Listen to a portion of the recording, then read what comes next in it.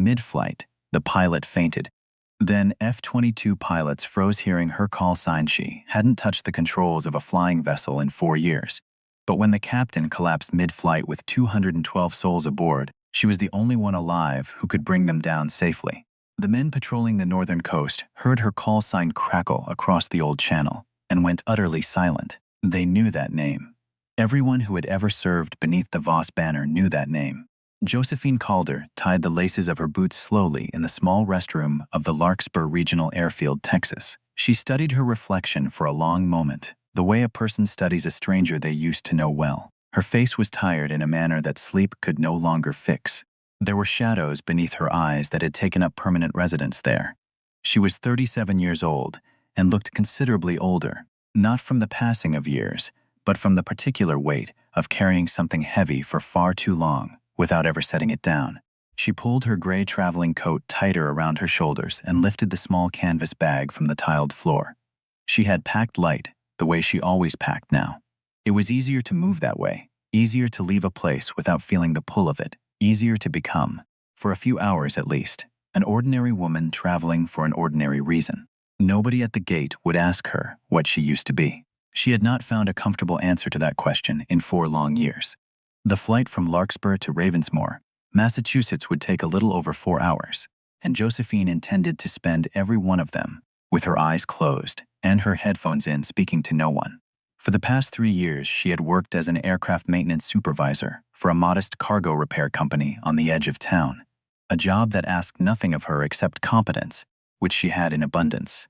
Before that, for 7 years, she had been something else entirely, something she tried very hard not to think about, while standing in airport restrooms staring at her own face. The gate was crowded when she arrived, travelers clutching paper cups of coffee and murmuring into their phones. Josephine took a seat by the window and watched a wide-bodied aircraft pull slowly away from a neighboring gate, its nose swinging with the deliberate patience of something enormous learning to move. She noticed the pitch of the engines change as power increased, the particular angle at which the machine leaned into its turn. She noticed these things without trying, the way certain people can never stop hearing music inside ordinary noise, a leftover instinct from a life she had supposedly set down. A young woman took the seat beside her and offered a small smile, and Josephine returned it before slipping her headphones over her ears, though nothing played through them. They were not for music. They were a wall she had built out of foam and wire, and she used it the way other people used silence. The boarding call came at last, and she joined the shuffling line with her ticket in hand, a middle seat purchased in haste 2 days earlier when her father telephoned to say her mother had fallen and broken her hip in a hospital across the country. Her father's voice on that call had been calm, in the particular way frightened men try to sound calm, each word measured out like medicine. Josephine had booked the first seat available and driven to the airfield before dawn the next morning, without giving herself time to think too hard about any of it. She found her row, wedged her bag into the overhead bin, and settled between a broad-shouldered man in an expensive suit and a teenage boy wearing headphones twice the size of her own. She closed her eyes before the aircraft had even finished boarding. The cabin filled slowly around her with the soft, familiar sounds of belts clicking and bags being pushed into place, a language she had known intimately for most of her adult life. She thought of her mother lying somewhere beneath fluorescent lights that were always too bright and too cold, and of her father sitting in a hard plastic chair beside the bed, pretending he was not afraid, the way he had always pretended when it mattered most. The safety demonstration began at the front of the cabin, a recitation Josephine could have performed from memory in her sleep, and still she kept her eyes shut through every word. The aircraft pushed back, taxied across the wide gray expanse of the airfield, and turned at last onto the runway. Josephine felt the familiar pressure gather in her chest as the engines built toward their full voice, and she felt, as she always did, the exact instant the wheels lifted free of the earth.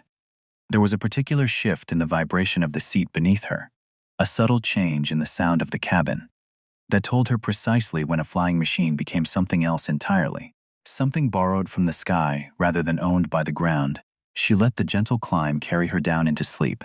She slept nearly 2 hours, and woke to a cabin gone quiet, the businessman beside her reading from a tablet, the teenager asleep with his oversized headphones still clamped over his ears.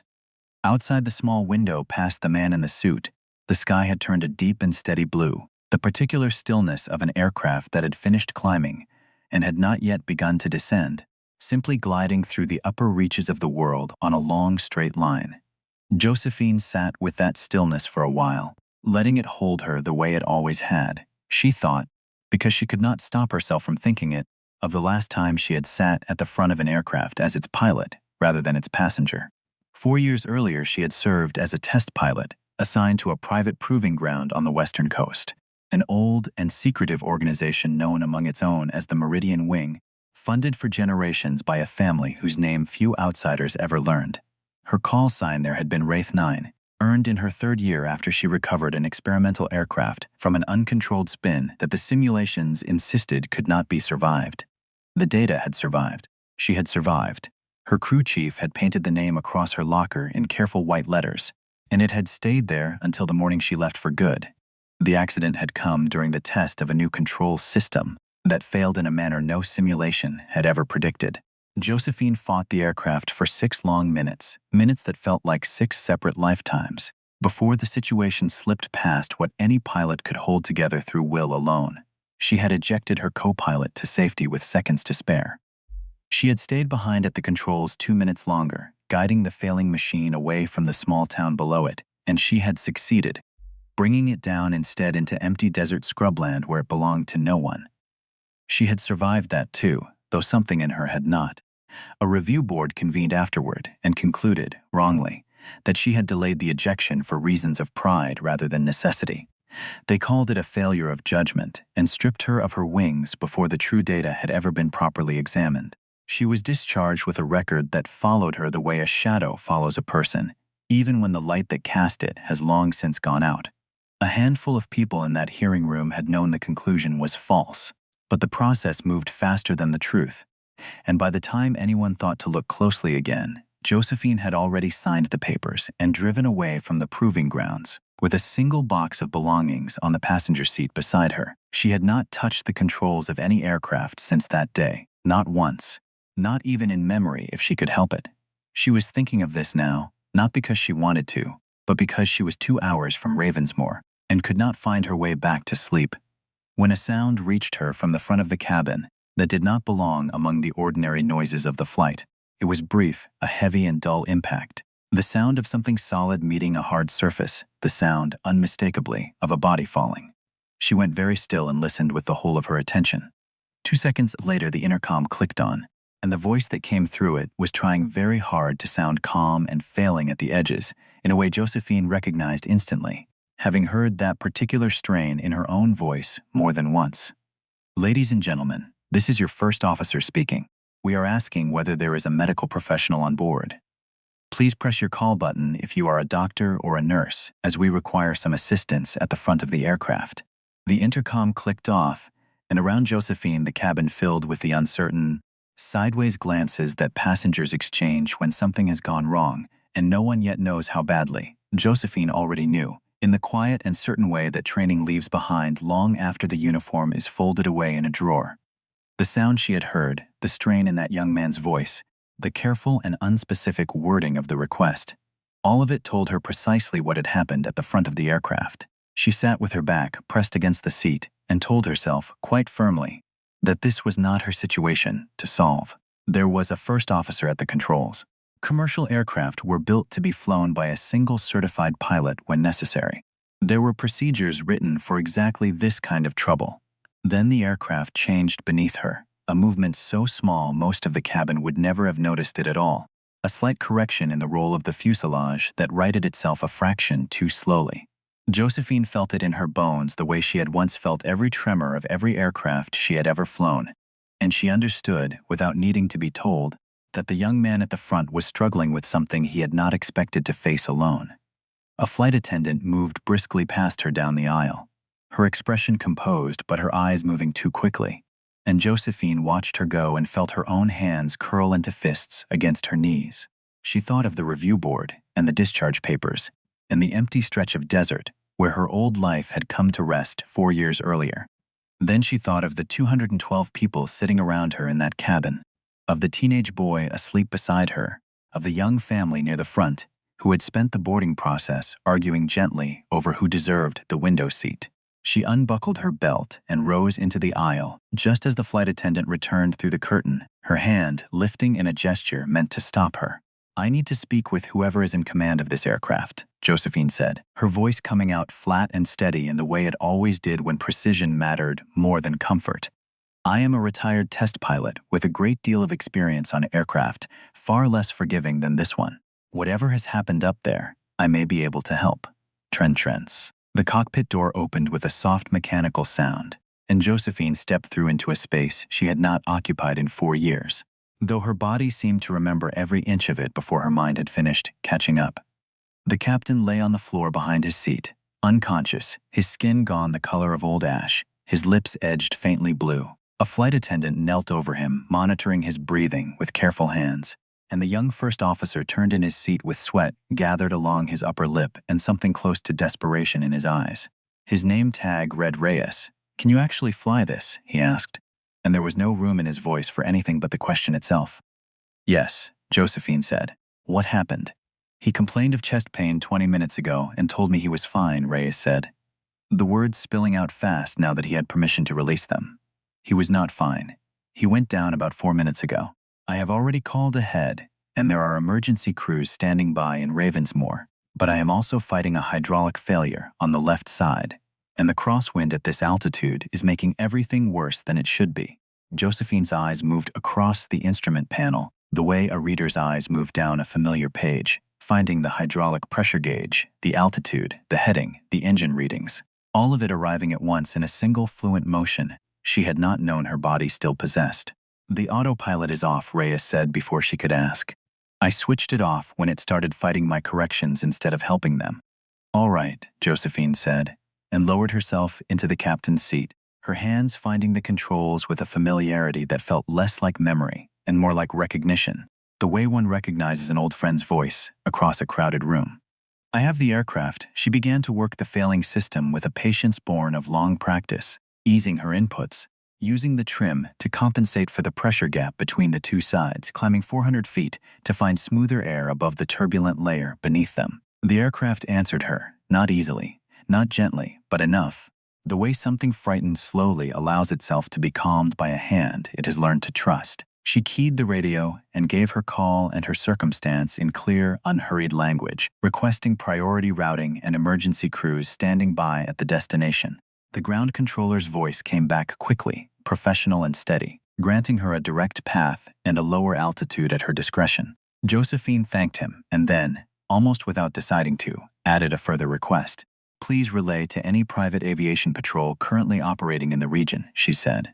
"I may need guidance on handling qualities specific to a degraded airframe." Reyes glanced at her sideways, plainly startled by the request, but said nothing, too occupied with the checklist unfolding across his own hands to question her further just then. The crosswind forecast for the lower altitudes near Ravensmoor showed considerable variation, and with the left hydraulic system weakened, any correction on final approach would demand more precise handling than the standard procedures accounted for. Josephine wanted, more than she could easily explain even to herself, to speak with someone who understood the particular language of a wounded machine rather than the general language of commercial routine. Some old instinct told her that such a voice existed somewhere out there above the coastline, though she could not have said why she believed it so completely. The radio crackled to life with an unfamiliar frequency bleeding through the static. "This is Ashgrove Flight. 2 patrol aircraft currently holding north of Ravensmoor. We are receiving your relay. What assistance can we provide?" Josephine keyed the radio, intending to request nothing more than crosswind readings and a set of watchful eyes on her approach, the words already forming neatly in her mind. Then, for reasons she would spend a long while afterward trying to understand, something else rose up through her instead, older and more honest than the careful sentence she had planned. "Ashgrove Flight, this is Wraith 9, she said. "I am requesting crosswind data at the lower altitudes and would appreciate additional eyes on our approach. We have a degraded left hydraulic system, and I would welcome guidance from anyone who understands handling qualities on a wounded aircraft." There was silence on the channel then. Not the ordinary pause of a controller switching frequencies, but something deeper. Something that stretched and held and refused to break for 4 long seconds, then 5, then 6. Rice noticed it too, his eyes flicking toward the radio, and then toward her, a question forming on his face that he did not have time to ask before a different voice arrived on the channel, older than the first, carrying the particular weight of someone who has said very few words in a very long life and chosen each of them with care.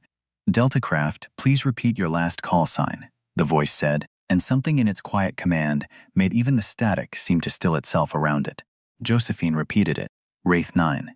Another silence followed, and somewhere north of Ravensmoor, in the cold gray air above the coastline, two patrol pilots sat frozen at their own controls, hearing a name that had been retired from every official record 4 years earlier, retired not as an honor but as a closing, a name spoken of only in the quiet corners of briefing rooms where pilots traded stories they were not meant to repeat. Every one of them had heard of Wraith 9. Every one of them believed her gone. The voice returned to the channel at last, and it was no longer entirely steady. "Identify yourself fully," it said. "Name and last posting." "Josephine Calder," she said, "formerly assigned to the Meridian Testing Division under the Ashgrove Proving Grounds. My clearance has long since lapsed. I have 212 people on this aircraft and a wounded machine beneath my hands. And I need whatever guidance you can offer, whether or not I have earned the right to ask for it anymore." A pause, shorter this time, and then the voice came back with something in it that might almost have been recognition older than any single lifetime could explain, though Josephine had no way of knowing that yet. "You have earned a great deal more than you believe, Wraith 9, the voice said. "This is Dorian Voss. I have known your name for longer than you would think possible, and I intend to see you land that aircraft safely. Tell me everything you have, and I will tell you exactly what this coastline requires of you." Promant Rice stared at her, across the narrow cockpit, as though the name itself had rearranged something in the air between them. Though he could not have said what troubled him more, the strangeness of the voice or the certainty with which Josephine seemed to trust it completely and at once. "Who is that?" he asked quietly, and Josephine found she did not have a ready answer, only the strange and steadying sense that whoever Dorian Voss was, he understood exactly what she needed before she had finished asking for it. "I need crosswind direction and strength at every 1,000 feet from 12,000 down to the surface," Josephine said into the radio, setting aside the question of the voice's identity. For a later hour she was not certain she would survive to reach, and I would welcome guidance on the approach if these hydraulics worsen before we touch down. "Understood," the voice answered, and something in its tone had already steadied itself into a calm so complete it seemed to settle the very air of the cockpit. "We have you on our instruments. Give me a moment to gather the winds properly, and I will not leave this channel until your wheels are on the ground." Josephine returned her attention fully to the aircraft, running the scan she had performed 10,000 times in another life: altimeter, airspeed, vertical speed, heading, hydraulic pressure, each check flowing into the next without hesitation.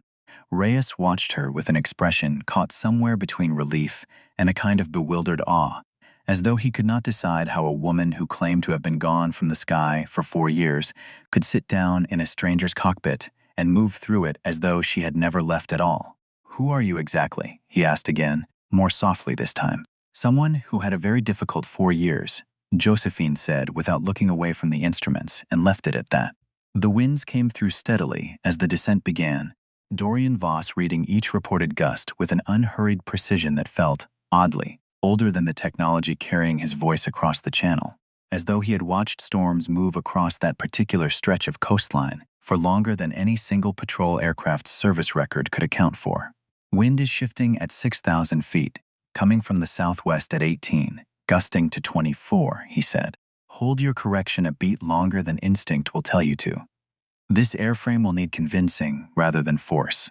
Josephine followed the guidance exactly, and the aircraft answered her more readily than she expected, as though some quiet certainty in that voice had passed through the radio and settled directly into her own hands.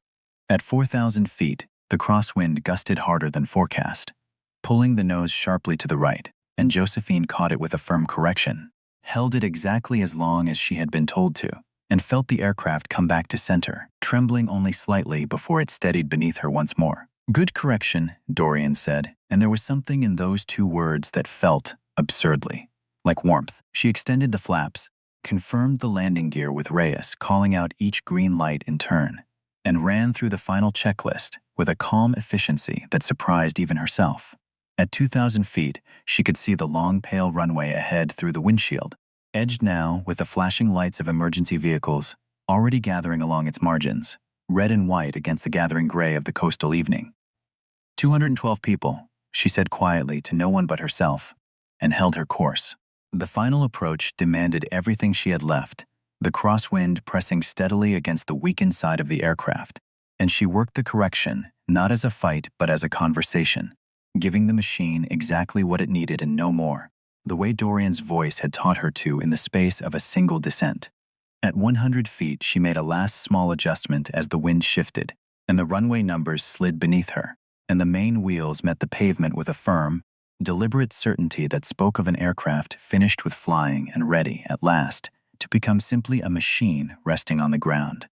She brought it to a full stop well clear of the high-speed turnoffs, in a position where the waiting crews could reach the doors within moments, and set the parking brake with hands that had not once trembled through the entire ordeal. Reyes exhaled a breath that seemed to have been held for the better part of an hour, and the medical team came through the cockpit door within 90 seconds, moving toward the captain with quick and practiced efficiency. He was still breathing. His color had not improved, but he was alive, and that alone felt, in that moment, like the whole of the world set right again. Josephine stood at last and found her legs unsteady beneath her, not from fear but from the sudden release of hours of gathered tension leaving her body all at once. She walked to the cockpit doorway and looked out at the cabin. 212 faces turned toward her in various states of exhaustion and disbelief. A few passengers crying quietly, the young family near the front holding one another close.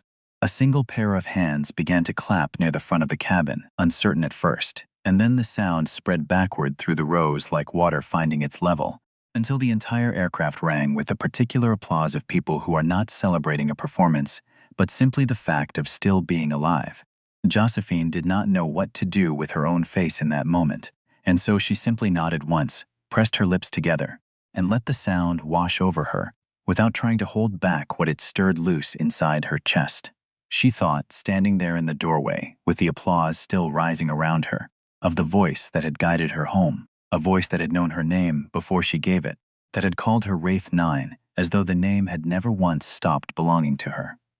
Somewhere out along that coastline, she understood without quite knowing how, something was waiting for her that had nothing to do with runways or review boards at all. Passengers deplaned in an orderly line onto the mobile stairs, while emergency crews attended to the captain, and Josephine descended last, her boots meeting the tarmac with a strange, unfamiliar weight, as though the ground itself had grown heavier in the 4 hours since she had last stood upon it. The evening air off the Massachusetts coast carried salt, and the particular chill of a shoreline preparing for autumn, and she pulled her gray coat close as she walked toward the small cluster of officials gathering near the terminal building. A tall man stood apart from the rest of them, near the edge of the floodlights, dressed in a long dark coat trimmed with deep burgundy embroidery that caught the light strangely, as though it had been stitched from another century entirely and simply never told the difference. His hair was pale as frost, nearly white, and his skin held a marble stillness that made him look carved rather than born. He did not move toward her at first. He simply watched her cross the tarmac with an attention so complete it felt, oddly, like being recognized rather than observed. "You flew that approach better than most pilots twice your years of service," he said as she came within speaking distance, his voice the same one that had guided her through the crosswind, low and unhurried, carrying an accent that belonged to no single place she could name. Josephine stopped a few paces from him, studying his face for some explanation of what she had heard on the radio, some ordinary reason a stranger would know a call sign 4 years before he could possibly have learned it. "You knew my name," she said. "Not my current one, the one from before. I have known a great many names over a great many years," he said, and something in the way he said it made the sentence land less like a boast and more like a confession he had grown tired of carrying alone. "My name is Dorian Voss. I hold what remains of the old Ash Grove estate along this coastline, and the patrol aircraft you heard tonight answer to arrangements I have maintained for longer than most institutions care to remember." He paused, studying her the way a man studies something he has waited a long while to see arrive. "I have followed the record of your accident for 4 years, Josephine Calder. I did not believe the conclusions reached against you, and I was not alone in that belief. Josephine felt something in her chest tighten at the sound of her name spoken with such certainty by a man she had never met. Why would a private estate concern itself with an old review board's findings, she asked, and Dorian's expression did not change, though something behind his pale eyes seemed to weigh the question with unusual care before answering it. Because the anomalies that brought your aircraft down 4 years ago were not the accident the board described, he said quietly. They were the result of a testing program I have watched from a distance for a very long time, one that answers to interests older and quieter than the division that employed you. I have wanted, for 4 years, to tell someone the truth of what happened. I did not expect that someone to fall out of the sky and landed in front of me. The medical crews had finished loading the captain into a waiting ambulance, its lights sweeping red and white across the wet pavement, and Reyes stood some distance away, speaking with airline officials, casting occasional glances back toward Josephine, as though uncertain whether to interrupt whatever conversation was unfolding beside the floodlights. Josephine remained still, turning Dorian's words over in her mind the way she once turned over unfamiliar instrument readings, searching for the seam where they might not hold together. You are telling me my accident was not an accident at all, she said slowly. I am telling you it was permitted to happen, Dorian said, and permitted again to be misjudged, because the truth would have required someone to admit what they had built without proper caution. I have spent 4 years gathering what proof I could without drawing attention I did not wish to draw. Tonight you gave me a reason to stop waiting. A young airport official approached to say that transportation had been arranged to take Josephine wherever she needed to go, and she gave her mother's address without quite remembering deciding to speak it aloud, her attention still fixed on the pale, still figure beside her. Before she turned to leave, Dorian reached into the inner pocket of his coat and produced a plain card bearing only a telephone exchange, and beneath it, the name of an estate she had never heard spoken before that night, Ashenmore Hall. When you are ready to hear the rest of it, he said, call that number. I will not press you before you are ready, but I do not intend to let this rest unfinished. Not after 4 years of watching it go unanswered. Josephine took the card without quite deciding to take it, the paper cool and oddly heavy between her fingers, as though it carried more weight than its size should allow. She looked up to ask him one more question, and found that he had already withdrawn several paces into the gathering dark beyond the floodlights, his pale coat and paler hair, the last visible thing before the shadows along the terminal building, seemed to fold quietly around him and take him from view entirely. She stood a long moment staring at the space where he had been, telling herself the trick of the light explained it, though some old instinct she had not trusted in years insisted otherwise. Trenford-Trennans, the hospital where her mother lay, was a low pale building on the edge of Ravensmoor proper, its windows lit gold against the deepening evening, and Josephine spent 3 hours at her mother's bedside, listening to the ordinary rhythms of a family relearning how to speak to one another after a fright had passed. Her mother's hip would heal with surgery in time, the doctor said, and her father sat across the room in a hard chair, watching his daughter with the quiet attention of a man who had served 22 years in uniform himself and understood better than most, when not to ask the questions pressing hardest against his tongue. You look different, her mother said at one point, studying Josephine's face in the dim hospital light with the particular clarity that pain sometimes lends to observation. Your face, she said. You look like you did before. Josephine did not ask before what. She knew, and from the way her father's eyes moved briefly to hers and then away again, so did he, though neither of them said the word aloud in that small, bright room. She only reached for her mother's hand and held it, and let the ordinary comfort of the gesture stand in for the explanation she was not yet ready to give. That night, in the small back bedroom of her parents' house that still held the same window, looking out over a maple tree grown taller than she remembered, Josephine sat on the edge of the narrow bed and turned Dorian Voss's card over in her fingers again and again, reading the same handful of words until they seemed to lose their shape. Ashenmore Hall. A private estate along a coastline she had flown over 100 times without once looking down to wonder what lay beneath the tree line.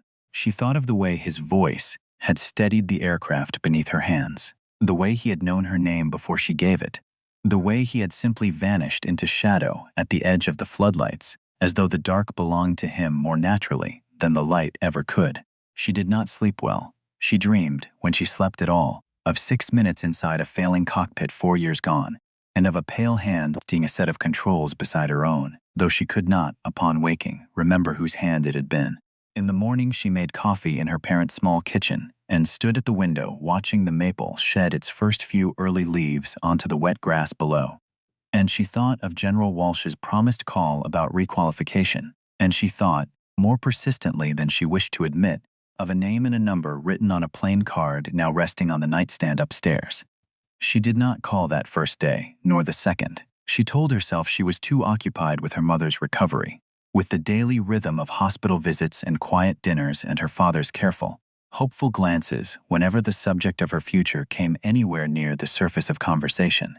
But on the third evening, after her mother had been settled for the night and her father had retired early with the particular exhaustion of a man no longer young pretending otherwise, Josephine sat alone at the kitchen table with the card in front of her and finally dialed the number written beneath the name of Ashenmore Hall.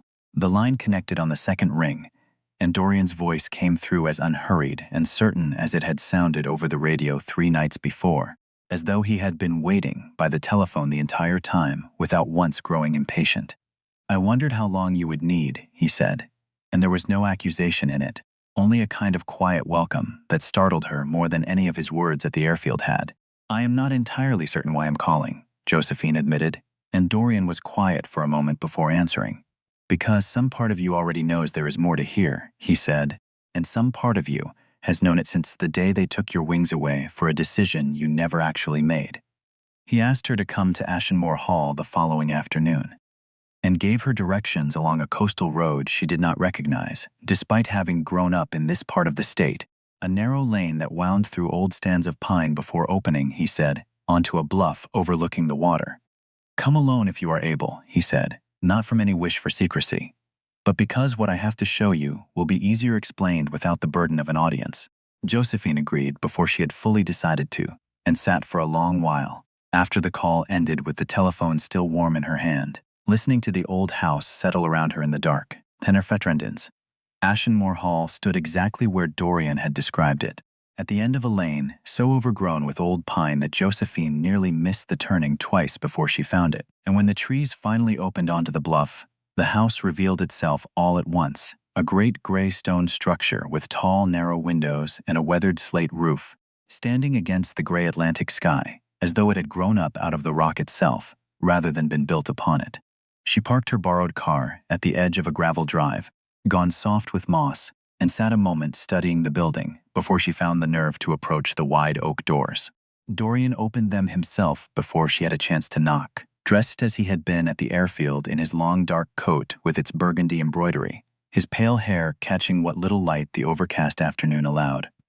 "Thank you for coming," he said, stepping aside to let her enter a hall lined with old portraits and older furniture, everything kept with a care that suggested either great wealth or great patience, and Josephine suspected, watching him move through the space with an ease that seemed older than any single lifetime, that it was likely both. He led her to a study at the rear of the house where tall windows looked out over the water, and there, laid across a long table, were documents Josephine recognized at a glance despite the 4 years that had passed since she last saw anything like them. Flight data records, engineering assessments, photographs of a control system she had once trusted with her life. "These are the anomalies my engineers identified in your original aircraft's failure sequence," Dorian said, gesturing toward the table. 17 separate faults that never appeared in the dataset given to your review board. "I have held this evidence for 4 years, waiting for a moment when it might do more good than harm." Josephine moved slowly along the table, her hands hovering over pages she had once believed she would never see again, and something in her chest that had gone cold and quiet 4 years earlier began, unwillingly, to stir back toward life. "Why would you keep this evidence rather than send it forward the moment you had it?" she asked, and Dorian was quiet for a long moment, his pale eyes fixed on the gray water beyond the window rather than on her. "Because the people responsible for concealing your accident's true cause are the same people who have long profited from this estate's silence about matters far older and far stranger than an aircraft's failure," he said finally. "I did not know, until 3 nights ago, whether I could trust you enough to explain the rest of it." Josephine looked up from the papers, some old instinct sharpening beneath the surface of her attention, the same instinct that had once told her when an engine's tone had shifted a half-second before any gauge confirmed it. "What rest of it?" she asked.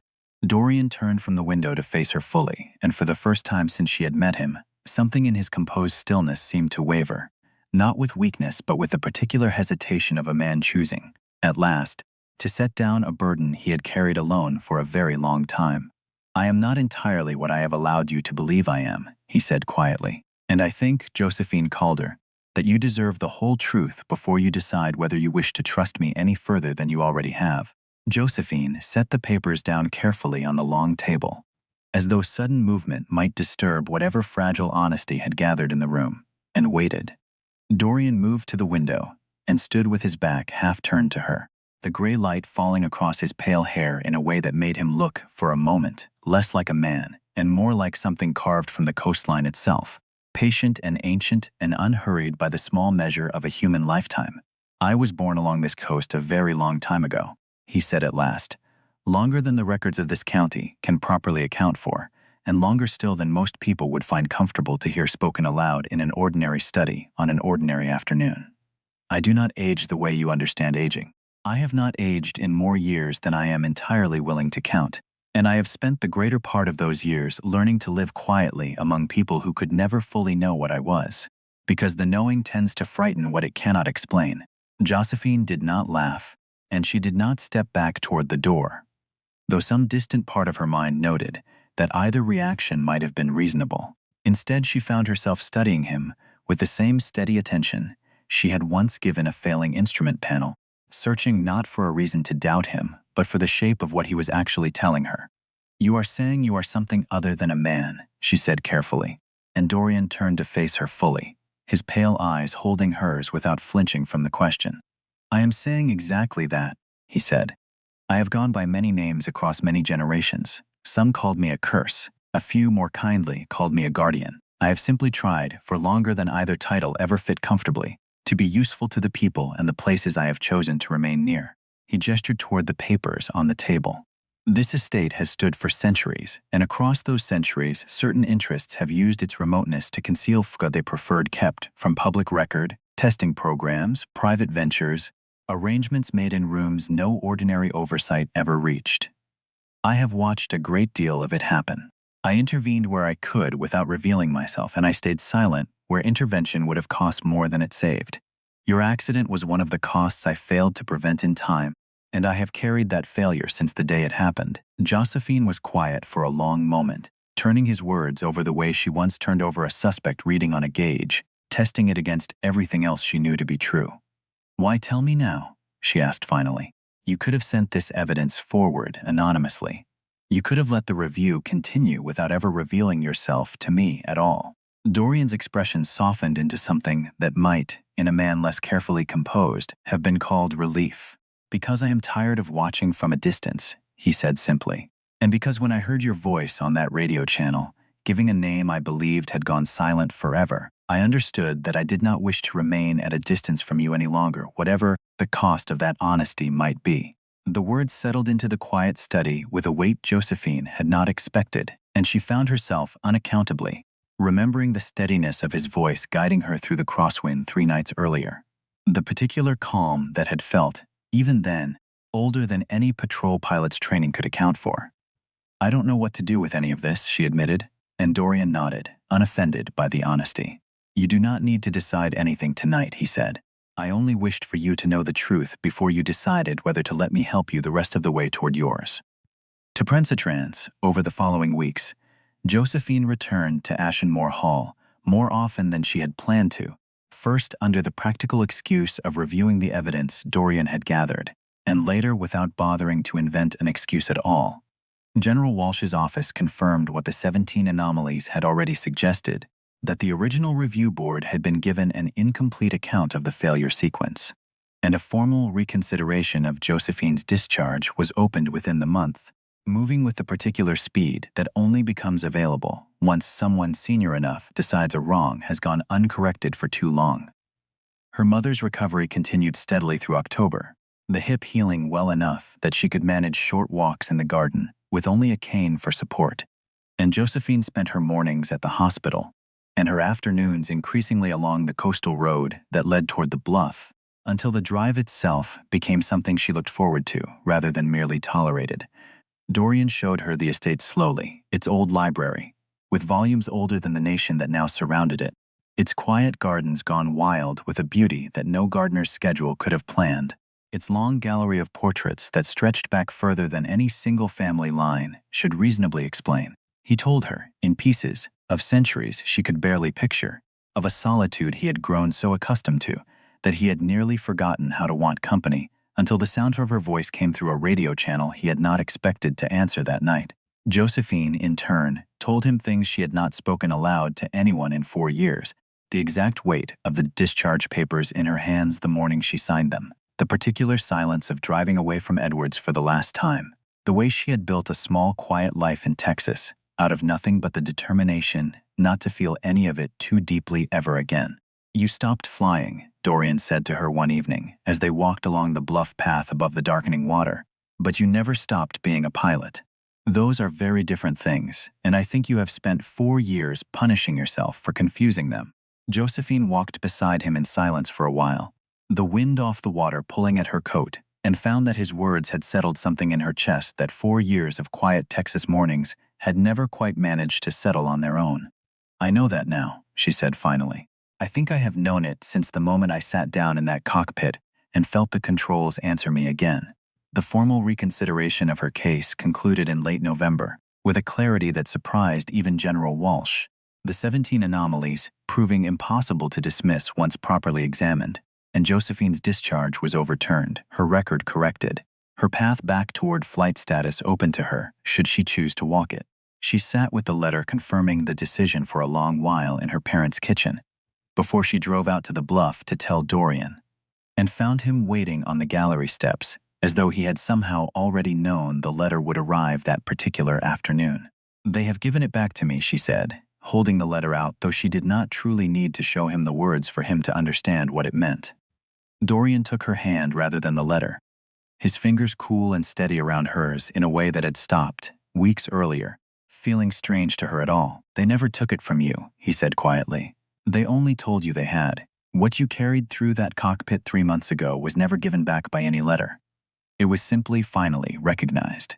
Prondremt winter came early to the coast that year, and Josephine spent it dividing her time between her parents' house, the long process of formal requalification that General Walsh's office had outlined for her, and Ashenmore Hall, where the tall windows framed a gray restless sea that never seemed to tire of moving. She began simulator sessions in December, her hands finding the controls with a fluency that surprised the evaluators assigned to assess her, though it did not surprise Josephine at all, nor did it surprise Dorian when she told him about it each evening upon returning to the estate.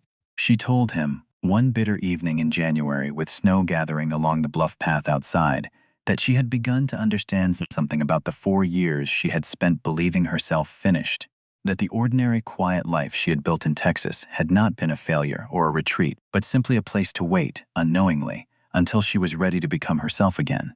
"I think I needed those years," she said, sitting across from him in the long gallery, with a fire burning low in the great stone hearth. "I think I would not have known what to do with the truth if it had come to me any sooner than it did." Dorian listened to her the way he always listened, with a stillness that felt less like patience and more like genuine attention, the rarest gift he had learned across centuries, that he still had the capacity to give. "I have watched a great many people pass through difficult years and come out the other side diminished by them," he said. "You did not diminish. You simply went quiet for a while, the way the sea goes quiet before a storm gathers itself properly. I do not think you were ever finished. I think you were only waiting, and I am grateful, more than I know how to say plainly, that I was here when the waiting ended." Her formal reinstatement came through in early March, along with new orders assigning her to a testing division not unlike the one she had lost 4 years earlier, though this time under oversight that General Walsh herself had personally arranged to prevent any repetition of the silence that had once cost Josephine so dearly. She told her parents over dinner, her mother's hip fully healed by then, her father's eyes bright with a pride he made no effort to hide. And later that same evening, she drove out to the bluff to tell Dorian, finding him exactly where she always found him now, waiting at the top of the gallery steps as the last of the daylight faded over the water. "I'd leave for the testing division in 2 weeks," she told him, and something in her voice carried both the old excitement of a life reclaimed and a new, unfamiliar reluctance she had not expected to feel alongside it. Dorian took her hands in both of his, cool and steady as they had always been, and studied her face for a long moment before he spoke. "Then you should go," he said simply. "I did not spend 4 years hoping for your return only to become the reason you hesitated to take what was rightfully yours." Josephine shook her head slowly, surprised by the sudden thickness in her own throat. "That isn't what I came to tell you," she said. "I came to ask whether an old estate on this coastline might tolerate having a pilot come home to it, between assignments, for as long as it's willing to have her." Dorian's carefully composed stillness broke then, fully and completely, into something that looked, for the first time since she had known him, entirely unguarded. "Ashenmore Hall has stood empty and waiting for a very long time," he said quietly.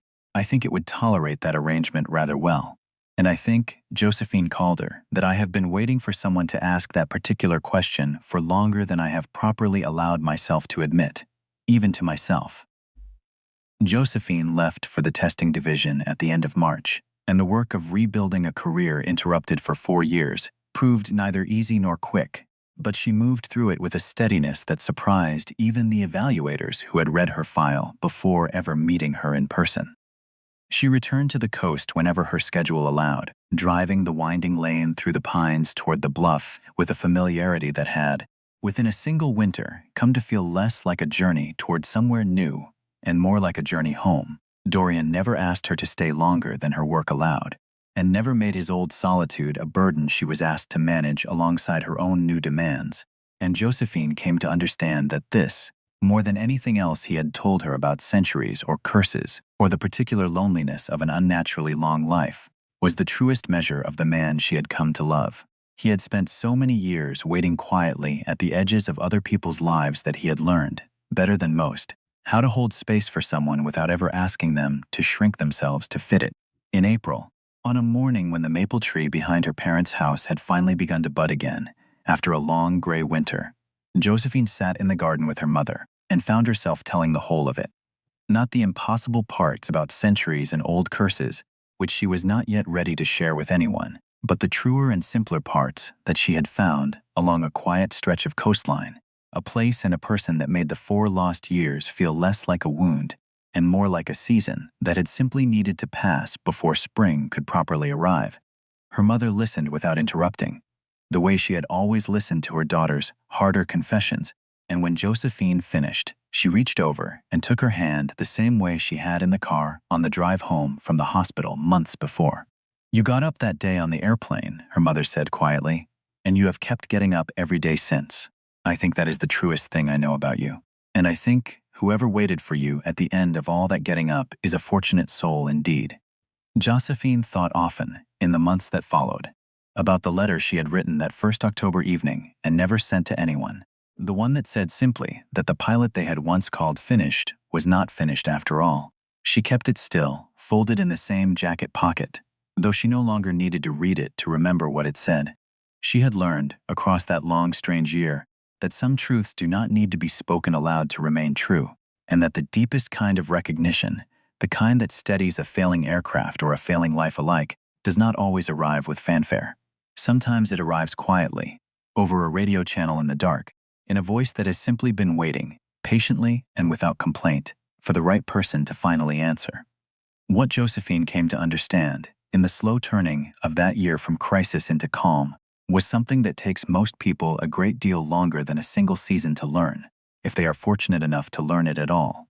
It is a peculiar mercy of difficult seasons that they rarely announce themselves as temporary while they are being lived through. The 4 years she spent believing herself finished did not feel, at the time, like a pause before something better. They felt like the whole of the story, flat and final, and without further chapters to come. It is only afterward, standing on the other side of the waiting, that a person can look back and see the shape of what was actually happening underneath the surface stillness, the slow, unglamorous work of becoming ready for a return she could not yet imagine. There is a particular kind of grief that comes from being wrongly judged, a grief distinct from loss itself, because it asks a person to carry not only the pain of what happened, but the added weight of a false story told about who they are. Josephine carried that double weight for 4 years, and what finally lifted it was not the correction of the record alone, welcome as that correction was, but the slower and harder work of refusing to let a false story become the only story she believed about herself. The review board's decision had been wrong, but her decision to keep showing up, quietly and without witness, to a life built out of discipline and care even in exile, had been entirely her own. And it was that decision, more than any later vindication, that had kept the truer version of her intact and waiting to be recognized. It is worth remembering, for anyone who has spent a season believing themselves finished by a verdict someone else handed down, that the verdict is very often wrong, and that even when it is not, it is never the whole of the account. A person is not the worst thing ever said about them, nor even the worst thing they have ever done under the worst possible pressure. Josephine had made a decision in 6 impossible minutes that a hurried board judged unfairly, and she spent 4 years letting that judgment define the whole shape of who she believed herself to be, when in truth, those 6 minutes contained also a courage that took 4 more years to be properly seen.